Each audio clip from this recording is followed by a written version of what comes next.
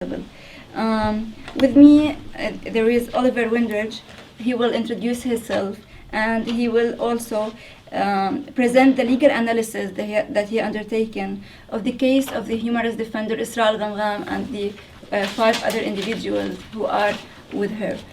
As Dua introduced me, my name is Oliver Windridge. I'm a British lawyer specialising in international human rights law.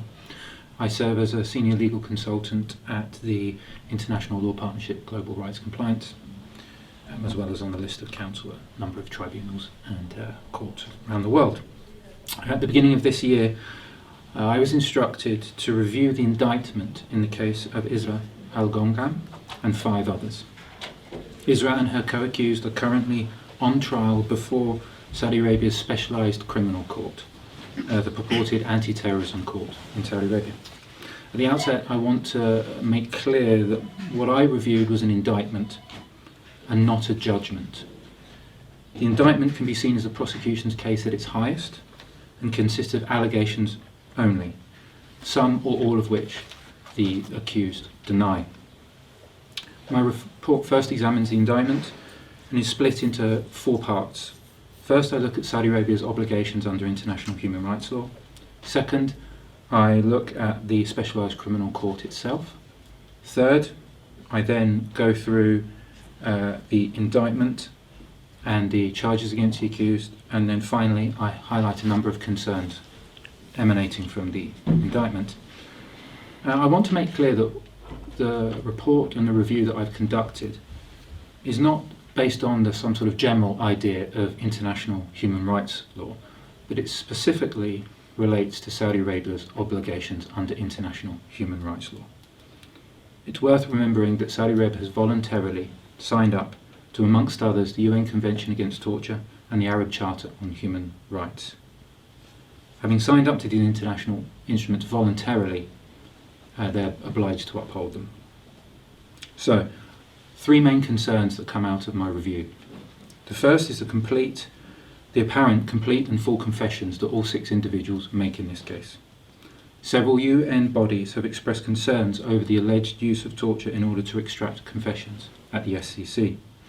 I note that Saudi Arabia denies these allegations, but I'm still concerned that all 6 defendants in this case appear to have provided full and complete confessions to all the crimes.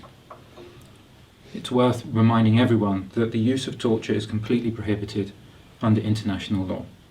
Having signed the UN Convention Against Torture, Saudi Arabia is bound to ensure torture never takes place. Put simply, there is no situation or circumstance when the use of torture is acceptable.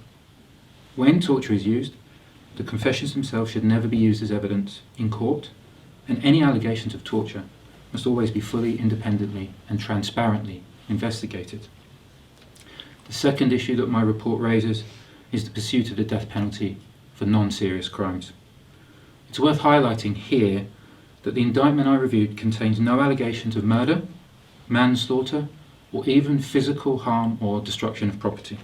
The indictment only alleges the accused undertook training, organised, participated, and recorded and documented protests. Whilst there's not yet a complete prohibition on the death penalty under international law, it is agreed there is an international standard that the death penalty should only be used in the most serious of cases, which is usually understood to mean murder. The indictment reviewed by me contains nothing approaching this standard.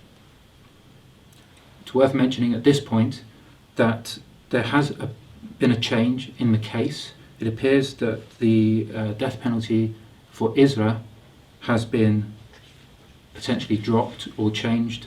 As I understand it, according to Saudi authorities, the death penalty was never being pursued against Israa, although I do note that that would be contravenes what I've seen in the indictment. Whether this is a change or perhaps a clarification, it should be cautiously welcomed, but I reiterate that 4 of the accused in this case, there are 6 in total, still face the death penalty for non-serious crimes. And whilst Israel's death penalty appears to have gone away, she still faces a very long prison sentence on the same charges. The third and final issue raised in my report is one that underpins the first 2 issues that I've talked about. and it's the restriction of freedom of expression and assembly in Saudi Arabia. Again, it's worth highlighting, I really believe it's worth putting it out there very clearly, that the indictment contains no allegations of murder or manslaughter or even physical harm. The charges only relate to organising protests. It's concerning that the indictment seems to explicitly set out that protests are banned in Saudi Arabia, which is a situation which in and of itself likely contravenes international human rights law. In addition, the indictment sets out a number of charges which appear to not only seek to suppress freedom of expression and assembly, but also anything remotely connected to it. For example, the indictment seems to charge the accused with attending the funerals of protesters who have been killed by security forces. This appears to take these restrictions to a whole new level. Not only does the indictment appear to seek to restrict legitimate freedom of expression and assembly, but anything associated with it. So in conclusion, in my view, the indictment I reviewed raises serious concerns over a number of violations of Saudi Arabia's obligations under international human rights law. I urge the Saudi authorities to take the concerns highlighted in my report on board and work to ensure that the rights of Saudi citizens are upheld. And my full report that I've referred to this morning will be distributed shortly. Thank you.